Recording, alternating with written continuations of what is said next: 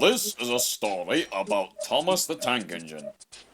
Thomas worked really hard shunting coaches for the big engines. But what he wanted more than anything was his very own branch line. Thomas the Tank Engine had 6 small wheels, a short stumpy funnel, a short stumpy boiler, and a short stumpy dome. He was a fussy little engine, always pulling coaches about.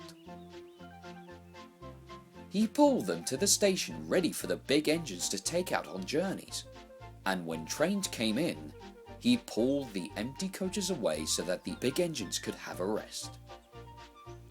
But what Thomas really wanted was his very own branch line. That way he would be a really useful engine. Thomas was a cheeky little engine. He thought no engine worked as hard as he did, and he liked playing tricks on the others. One day Gordon had just returned from pulling the big express. He was very tired and had just gone to sleep when Thomas came up beside him. "Wake up, lazy bones!" whistled Thomas. "Do some hard work for a change." And he ran off, laughing. Gordon got a terrible shock. He decided he had to pay Thomas back. The next morning, Thomas wouldn't wake up.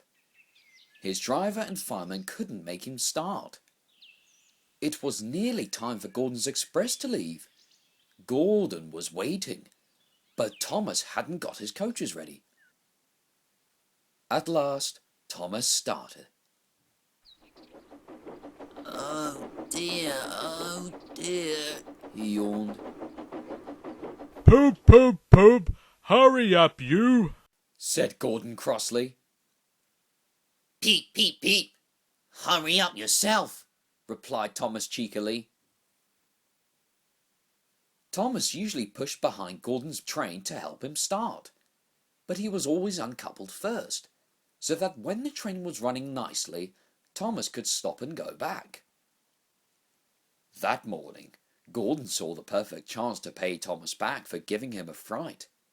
He started so quickly that the guards forgot to uncouple Thomas. Gordon moved slowly out of the station, pulling the train and Thomas with him. Then he started to go faster and faster, much too fast for Thomas. "Peep, peep! Stop, stop!" whistled Thomas. "Hurry, hurry, hurry, hurry!" Laughed Gordon in front. You can't get away, you can't get away. Giggled the coaches. Poor Thomas was going faster than he had ever gone before. "I shall never be the same again," He thought sadly. "My wheels will be quite worn out." At last they stopped at a station. Thomas was uncoupled and given a long drink. "Well, Thomas, Chuckled Gordon. now you know what hard work means, don't you?" Poor Thomas was too breathless to answer. The next day, Thomas was working in the yard. On a siding by themselves were some strange-looking trucks, "That's the breakdown train. said his driver. When there's an accident, workmen use it to help clear and mend the line." Just then, James came whistling through the yard crying. Help, help! His brake blocks were on fire, and his trucks were pushing him faster and faster. James disappeared into the distance. Soon after, a bell rang in the signal box, and a man came running. "James is off the line. We need the breakdown train, quickly." He shouted. Thomas was coupled onto the breakdown train, and off he went as fast as he could. "Bother those trucks and their tricks," he said. "I hope James isn't hurt." They found James and the trucks at a bend in the line. James was in a field with a cow staring at him. The brake van and the last few trucks were still on the rails. but the front ones were piled in a heap behind James. James's driver and fireman were checking to see if he was hurt.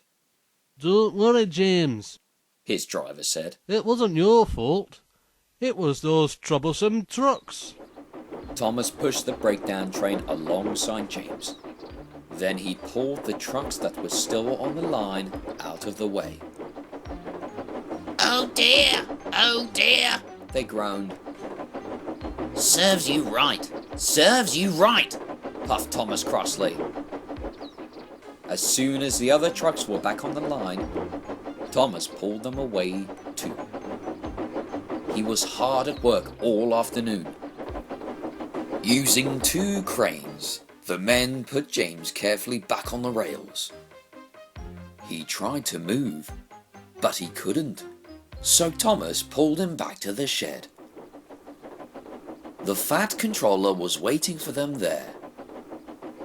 "Well, Thomas," He said kindly. "I've heard all about it and I think you're a really useful engine. I'm so pleased with you that I'm going to give you your own branch line." Oh, thank you, sir! Said Thomas happily. Now Thomas is as content as can be.